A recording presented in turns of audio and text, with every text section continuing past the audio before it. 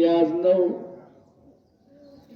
የጾም ጊዜ ስለሆነ በዚህ ጾም ጊዜ ደግሞ መጠቀም ያለብንን ያህል መጠቀም እንደሚገባን በፍቅር በሰላም ጾም እንድንጾም እግዚአብሔር አምላክ የፍቅር የሰላም ባለቤት መሆኑንም ብርታት ኑሮን አቅም ኑሮን ከክፋት ከተንኮል ከሌሎች ነገሮች ርቀን እግዚአብሔርን ብቻ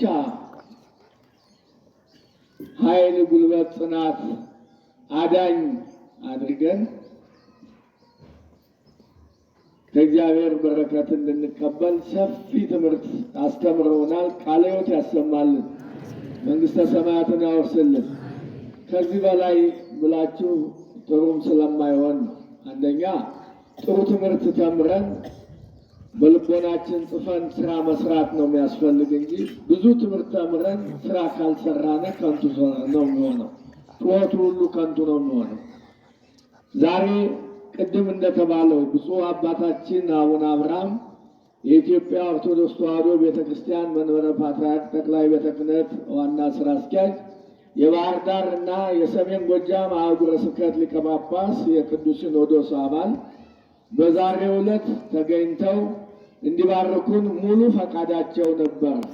ሰሞኑንም አንድ ሳምንት ያህል በርካታ አገልግሎት ሲፈጽሙ እርሳቸው የጋበዟቸውም ሊቃነ ጳጳሳት ሀብተ ክህነት በመስጠት ብዙ አገልግሎት በሀገረ ስብከታችን በጽርሐ ጽዮን አንድነት ገዳም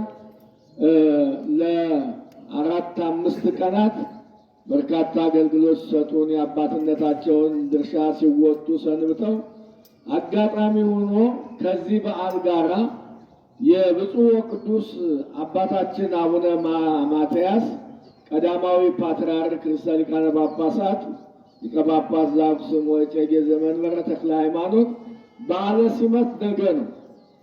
የካቲት 24 ነው በዓለ ሲመታቸው። የመረጥናቸውም በ2005 ዓመተ ምህረት የካቲት 24 ቀን የተመረጡ ሁላችንም ስለነበርነ ያንን ምክንያት በማድረግ በየዓመቱ የካቲት 24 ቀን በየዓመቱ የቅዱስነታቸው በዓለ ሲመት የቤተ ክርስቲያኗ በዓል ማለት ነው።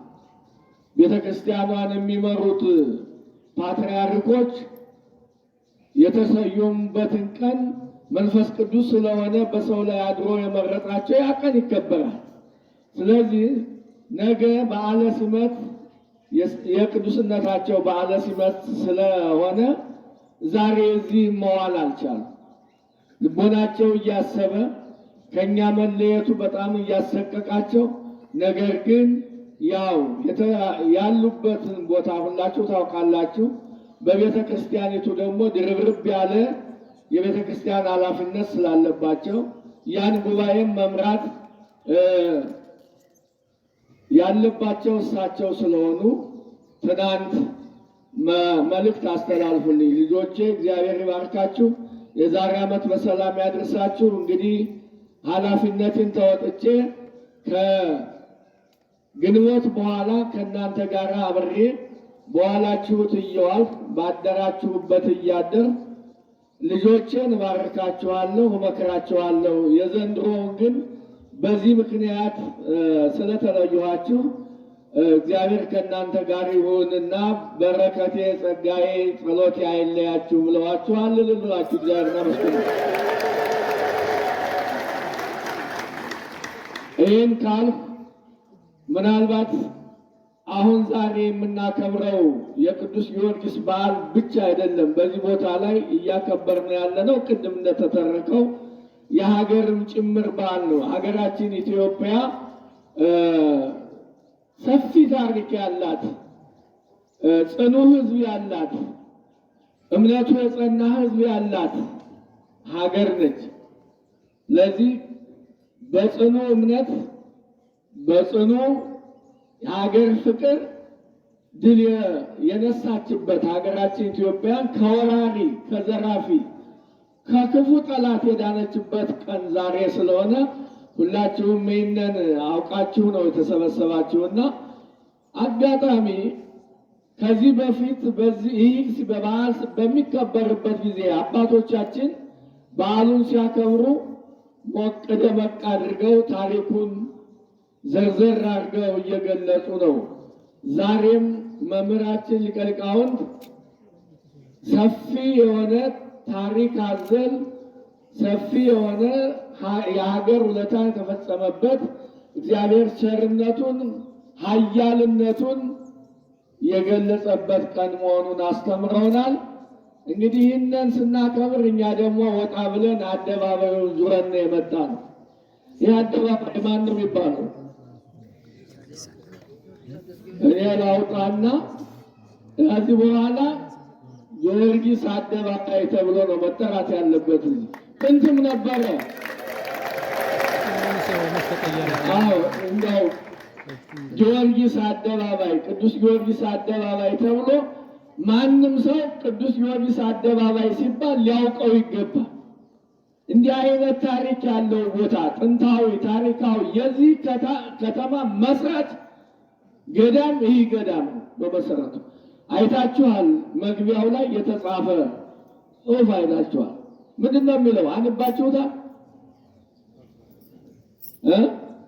ነው ዝም ብለን ነው የምንጓዝ ማለት ነው። የተጻፉ ነገሮችን እኮ ማየት ተገቢ ነው። በአጭሩ ታሪኩ ተጽፏል። እኔ አንብቤው ነው የገባው። እናንተስ በሉ ስትወጡ አንቡት። አሁን አልነግራችሁም። ምክንያቱም ያችን ይዛችሁ በዚህ በሴቱ በርም በወንዱ በርም ነው የምትሄዱ። ስትሄዱ ግን አንባችሁ ተጠቀሙ። በዚህ ነው መውጣት ያለባችሁ፣ እሱን ታሪክ ለማወቅ ማለት ነው። ስለዚህ በእውነቱ ከጥንትም ቢሆን አባቶቻችን ጊዮርጊስ ቅዱስ ጊዮርጊስ አደባባይ እያሉ ነው ቀጠሮ ሲይዙ የሚገናኙበት ምልክት የሚያደርጉበት ቦታ የነበርና ለጥቂት ቀናት ደግሞ ዘንገት አድርገነው ስለነበር ከዚህ በኋላ ግን ቅዱስ ጊዮርጊስ አደባባይ ተብሎ እንዲጠራ በሀገር ስብከቱ ስም ነው ማሳሰባችሁ። የቅዱስ ጊዮርጊስ አደባባይ ተብሎ ነው መጠራት ያለበት። ቢቻል ከሚመለከተው አካል ጋር ተነጋግረን የቅዱስ ጊዮርጊስን